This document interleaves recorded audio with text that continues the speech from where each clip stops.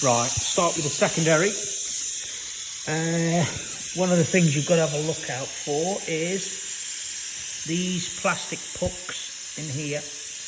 They do have a prone for snapping off on the edges. Doesn't necessarily something you'll notice unless you're looking at them. These are actually aftermarket Assassin's heavy duty bits, I presume. They've only been in a couple of meetings, but yeah, they do break off on the side that the helix rubs against. So something just to keep your eye out for, because obviously if the chunk that breaks off, you probably won't notice it when you're driving unless the chunk jams in and stops something moving.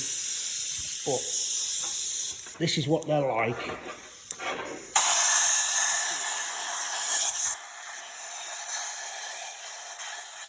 As you can see, full of dust, full of dust.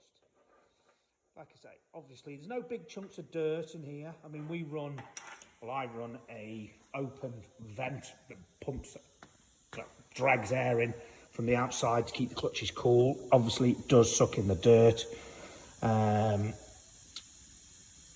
As standard, they have like a filter over that, but then obviously it restricts the airflow through and your clutches get a bit hotter and your belt doesn't run as well.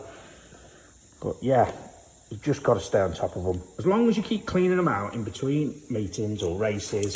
I mean, if you're always out green laning and you don't go through dust and shit, you might get away with doing this once a month, or if you ride a couple of 3 times. And obviously in the UK you don't get much sun, so it's only on the tracks on the dusty days that we get them full of dust.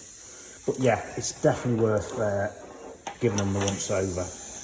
I mean, obviously if I saw anything I wasn't quite happy with, I'd take this off. I have got a tool that holds clamps this in, it's spring loaded.